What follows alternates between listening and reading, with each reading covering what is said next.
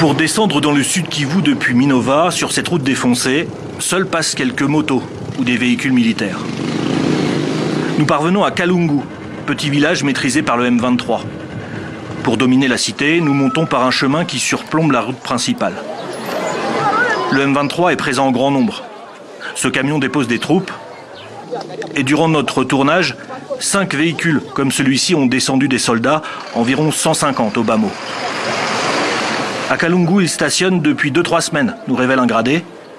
Ce petit campement a été installé en contrebas d'une maison occupée. Dans le village, il nous est interdit de filmer ou de questionner les hommes du M23. Notre présence est tout juste tolérée. Cette femme est la chef de centre. Même prendre quelques images d'elle pose souci aux militaires. Elle loge les soldats. Et il faut entendre son interview dans ce contexte de surveillance militarisée. Nous allons très bien avec les militaires, tout se passe bien. Mais nous avons une seule difficulté, c'est que la route est impraticable et nous ne pouvons pas faire nos activités. Ils viennent de passer 3 semaines ici. Il n'y a aucun problème avec la population.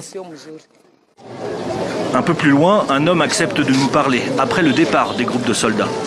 Nous parlons avec eux, nous conversons avec eux sans problème.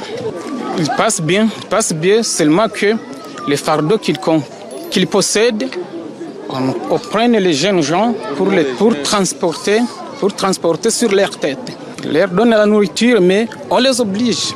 Ils sont installés, dans 2 jours ils passent, d'autres viennent. Autour des échoppes, quelques hommes du M23 bien équipés déambulent. Ils sont présents dans chaque coin autour de ce rond-point, le cœur de Kalungu. Les autres déposés plus tôt sont partis vers le sud.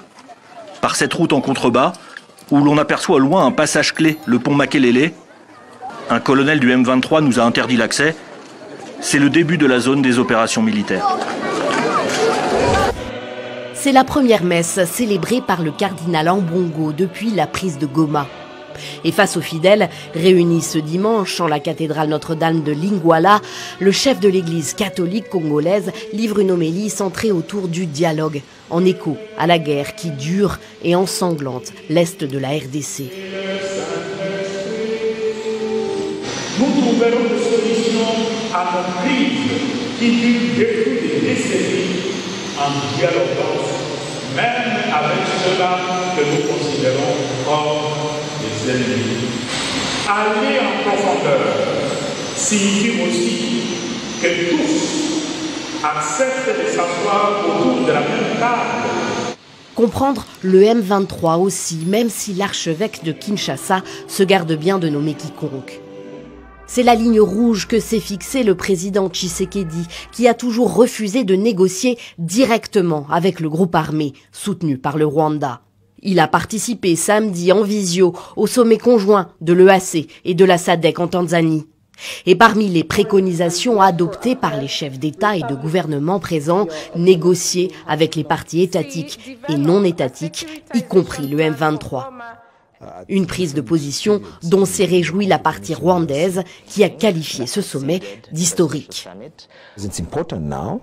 Il est important maintenant que le M23 soit en mesure d'engager des pourparlers directs avec le gouvernement de la République démocratique du Congo, comme le Rwanda l'a toujours demandé. Il n'y a pas de solution militaire à cette crise. De son côté, la présidence congolaise a estimé sur X que le sommet avait pris une série d'importantes décisions avec effet immédiat, notamment sur le plan humanitaire, pour venir en aide aux populations de Goma, mais aussi en termes de sécurisation de la capitale du Nord Kivu. Mais pour ce député national, membre de la majorité parlementaire, présidentielle et spécialiste des questions de défense, le compte n'y est pas. Les mesures efficaces devaient être prises. D'abord, 1, nommer le Rwanda comme un pays agresseur. 2, ordonner la cessation immédiate des hostilités et ordonner aussi le retrait immédiat des troupes rwandaises sur les sols congolais.